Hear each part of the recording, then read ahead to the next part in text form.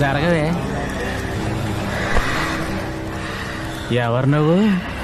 కాంచన. ఇక్కడికి ఎందుకు వచ్చావు? నా పగ తీర్చుకోవడానికి వచ్చాగా. ఎవరి మీద చెప్తా.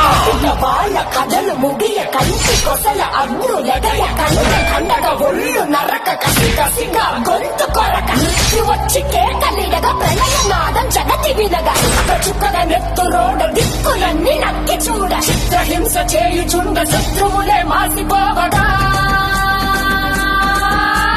విలయ ప్రళయమూర్తి వచ్చింది ఇదే కాంచన. మరణ మృగంధం మణిని చీల్చవచ్చే కాంచన.